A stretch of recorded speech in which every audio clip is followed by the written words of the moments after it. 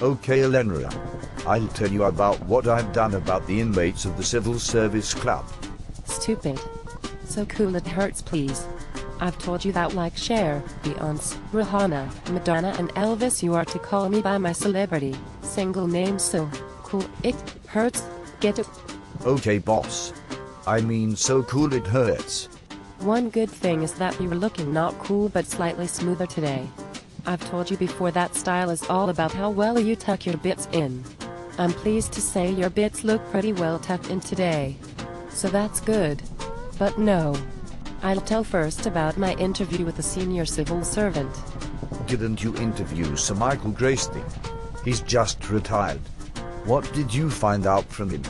I've heard he can be a very prickly character. I'd done my research, stupid, so I knew the man is obsessed by snakes. He writing a book on snakes.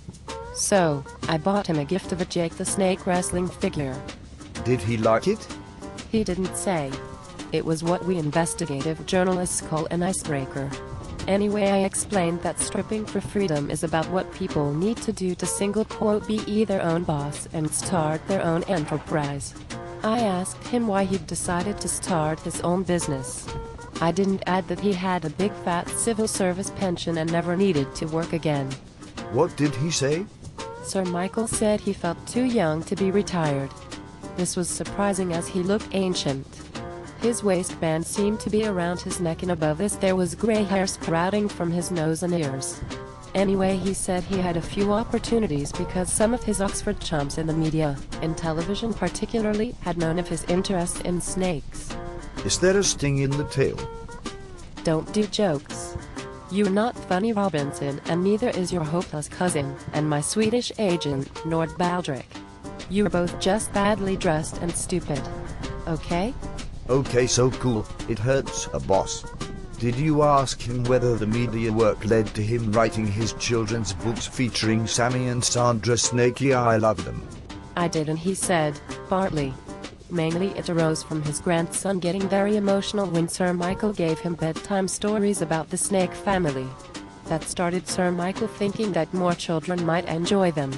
I then asked him what led him to develop management training techniques based on snake charming, snake psychology and snake handling.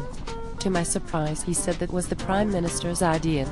Apparently the PM had always wanted him to pass on his experience to fast-track civil servants at the Civil Service College.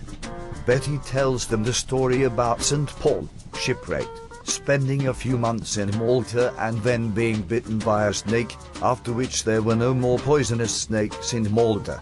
Can't quite work out why though. That'll do, stupid.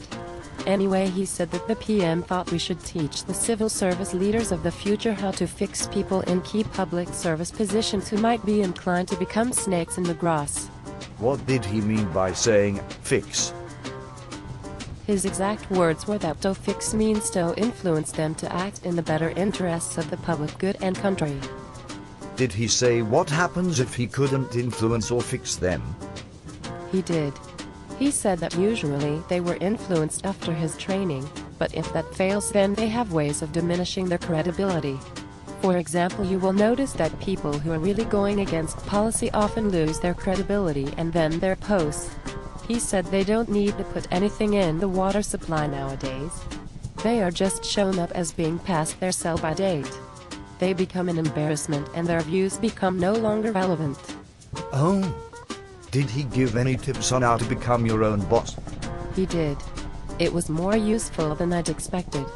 He said, it's a bit of a jungle out there, so never attempt to charm the snakes. During your first year in business you'll encounter more snakes trying to rob and confuse you than in the rest of your business lifespan.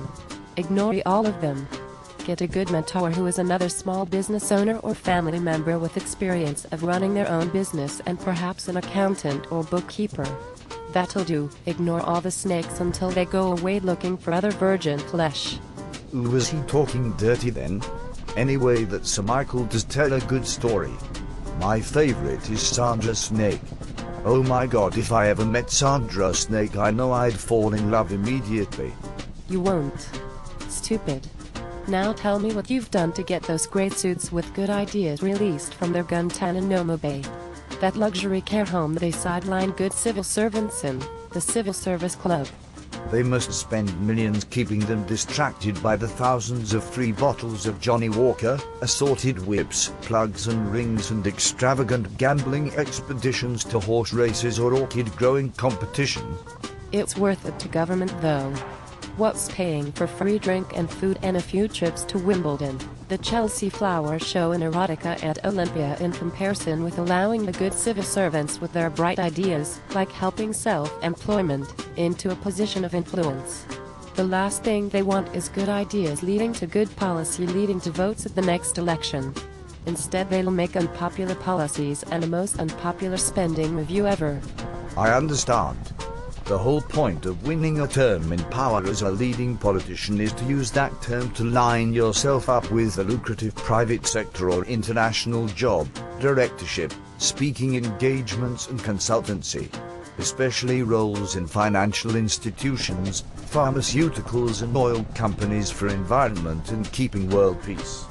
There are many world leadership roles that are invented for ex-ministers and their families. Isn't that lucky? So getting back in is not an option.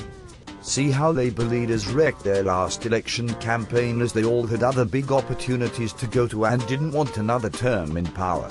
I know they're all following the Blair blueprint as how to increase personal wealth creation. In that regard I knew it'd have to be something that might jeopardize their chances of getting all those lucrative opportunities in the future. That would be the only way of getting them to take black good grey suits. Precisely. So what did you do? I got all the inmates of the Civil Service Club to write down a list of all the senior government politicians that had been to play with them in the dungeon. I then said to the PM that I'd release the list to the Independent unless for each name on the list they released one good grey suit back into senior policy advising. We had lots more government politicians that had played in the dungeon than we had grey-suited inmates, so they are all out now. Good work, Robinson. Maybe all Yorkshire men are badly dressed, but you might be the first Yorkshire man that has done a useful day's work. You single quote VE saved your country from self-destruction. Goodbye.